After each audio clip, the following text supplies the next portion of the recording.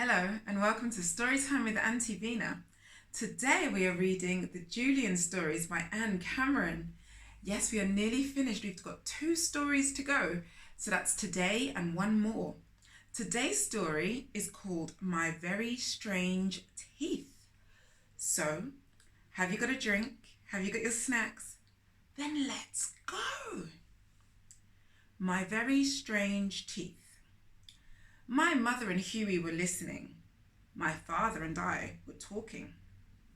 Well, my father said, if you wait long enough, it will fall out. He was talking about my tooth, my right bottom tooth. How long do I have to wait? I asked. Because I had 2 right bottom front teeth.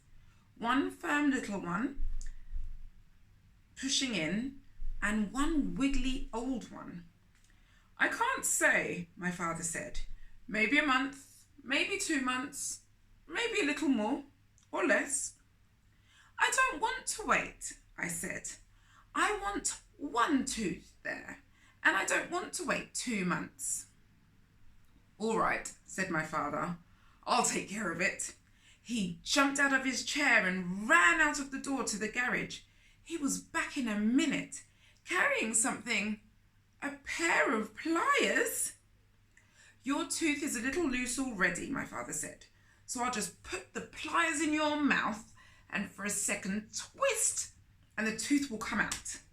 You won't feel a thing. Look at those pliers. Do you want those anywhere near your mouth?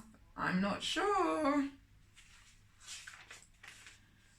I won't feel a thing.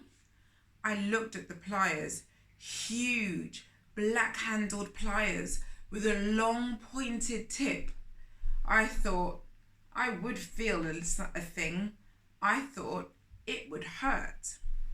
Shall I? Said my dad. He raised the pliers towards my mouth. No, I said. Not that way. Don't you know another way to take out a tooth?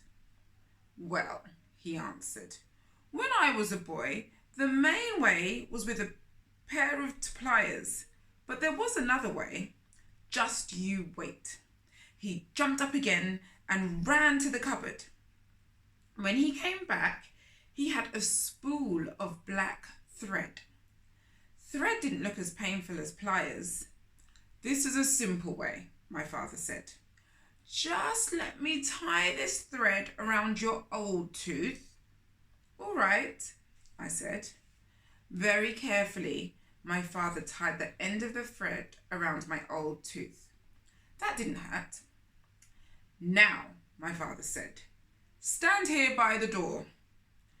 I stood by the kitchen door, and my father tied the other end of the thread to the doorknob. Now what? I said. Now, my father said, you just close your eyes. Look at that. What do you think is going to happen? What do you think the plan is? What are you going to do? I asked. I wasn't going to close my eyes when I didn't know what was happening. This is a good method from the old days, my father said. You close your eyes, then very suddenly I shove the kitchen door shut. Snap! The thread pulls the tooth right out. I looked at the kitchen door. It was a lot bigger than I was, and about 20 million times bigger than my tooth. Won't it hurt? I was really afraid. I might lose my whole head with the tooth. Oh, just a little, my father said. Just for a second. No thanks, I said. Please take this thread out of my mouth. All right then, my father shrugged his shoulders and took the string off my tooth. Don't you know any other way? There is one other way, my father said. Go into the bathroom, stand over the sink, and just keep pushing the tooth with your finger until it comes out. Will that hurt? You can stop pushing when it hurts, my father said. Of course, it takes longer. I would be very glad to do it with either the pliers or the doorknob. No thanks, I said. I started pushing on my tooth with my finger.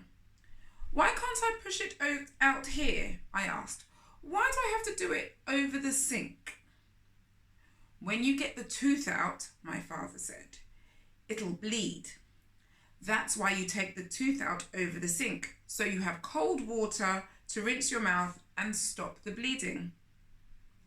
How much bleeding? Some. Enough so you should use the sink. I decided right then my old tooth could stay in my mouth, right beside the new one, as long as it wanted. 2 months, 2 years, any time. I've changed my mind, I said. That tooth can stay, even if it is stupid to have 2 teeth where one should be. It's not stupid, my mother said, just unusual. You have very special teeth. I bet prehistoric cavemen would have loved to have your teeth. Why? They ate a lot of raw meat, my mother said. It must have been hard for a cave boy to eat raw meat with teeth missing. But you have 2 teeth in the space of 1. You could have eaten mastodon meat. A mastodon's like a huge, big, prehistoric elephant. It's huge. Or saber-toothed tiger meat, or anything the hunters brought home. A cave boy with 2 teeth in place of 1. I wished I had a time machine to go back to the very old days, before pliers and before doorknobs, back to the caves. I curled my lower lip under. You look like a cave boy, my mother said. I think he's doing like... I don't think I can do it. Can you do it? Can you curl your lip under?